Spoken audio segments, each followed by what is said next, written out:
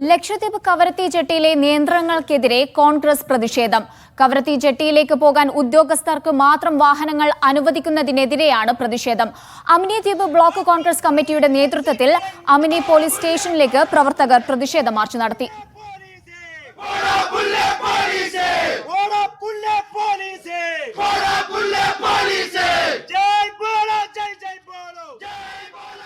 വിവരങ്ങളുമായി മുഹമ്മദ് അസ്ലം ചേരുന്നുണ്ട്. അസ്ലം, ലക്ഷദ്വീപ് കവരത്തി ജെട്ടിയിലെ നിയന്ത്രണങ്ങൾക്കെതിരെയാണ് ഇത്തരത്തിലൊരു പ്രതിഷേധം. ഏത് രീതിയിലാണ് പ്രതിഷേധം മുന്നോട്ട് പോകുന്നത്?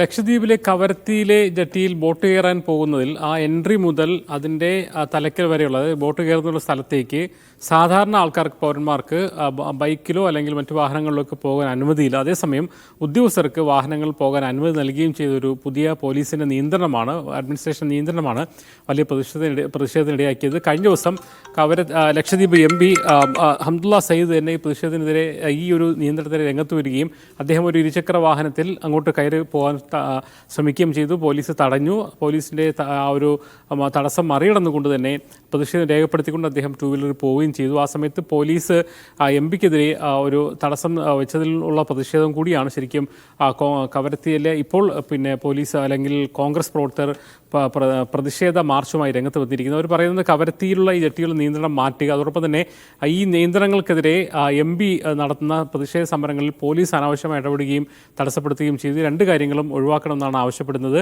ഇനി കൂടുതൽ പ്രതിഷേധങ്ങൾ, പ്രത്യേകിച്ച് കവരത്തിയിലെ ആ ജെട്ടിയുടെ നിയന്ത്രണം മാറ്റിയില്ലെങ്കിൽ വലിയ ബഹുജന പ്രതിഷേധങ്ങളിലേക്ക് പോകാനാണ് കോൺഗ്രസ് തീരുമാനിച്ചിരിക്കുന്നത്.